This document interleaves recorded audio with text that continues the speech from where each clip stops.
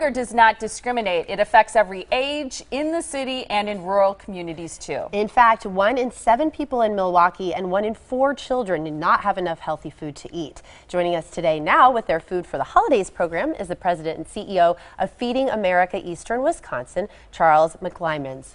Welcome. Good morning. Nice to see you again. It's shocking to think about how many people are hungry, and I think as we talk about it during the holidays, it's more upsetting.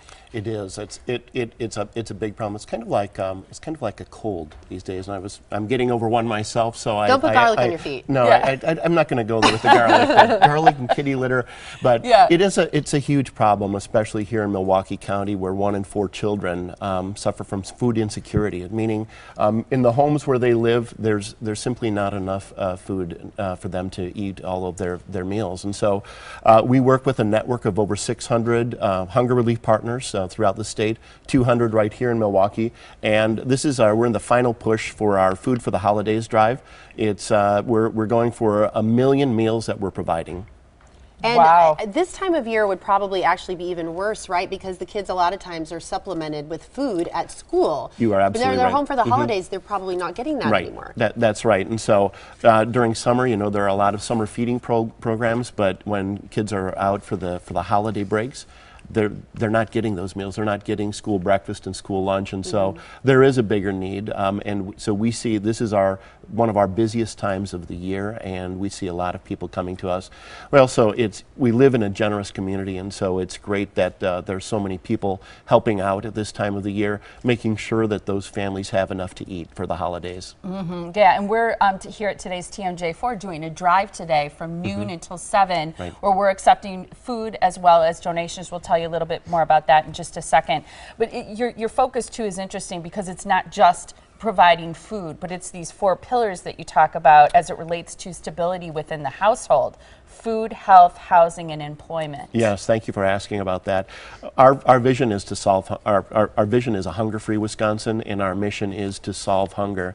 And so we do that through a strong network of our partners, of 600 partners working throughout our service area to fight hunger. We also do that by focusing on the 4 pillars of household stability. So that's food, housing, health, and employment.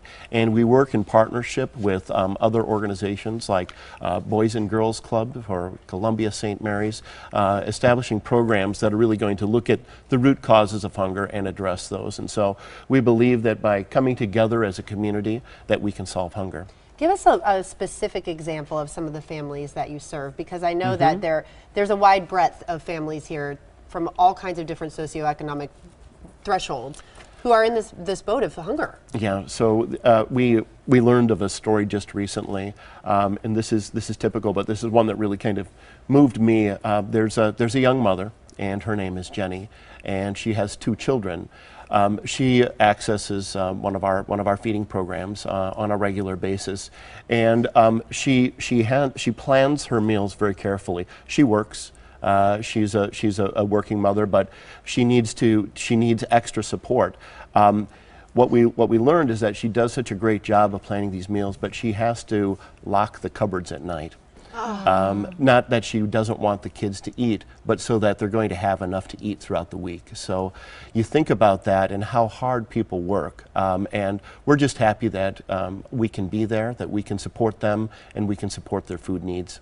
That's heartbreaking. Yeah. I think for most of us, if you don't have food instability, you can't imagine having to take steps like that. But you also admire people who are doing their very best to feed their families. With the event happening today, there's some special guests who are going to be there, right? I've heard that there are a number of special guests. I think there are the racing sausages. From the Brewers. You know, Bernie Brewer too.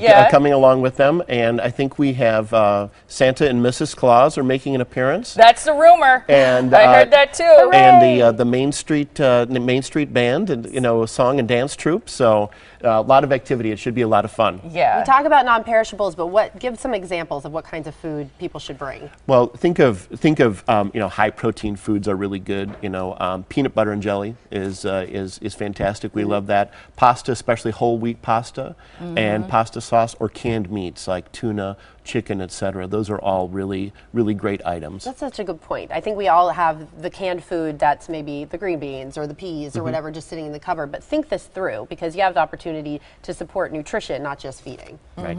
That's really true, and there's some great canned fruits and vegetables as well. Fruits and vegetables. And probably the healthier the better. Low salt, not a lot of additives in the food. The healthier that you can make it, the better.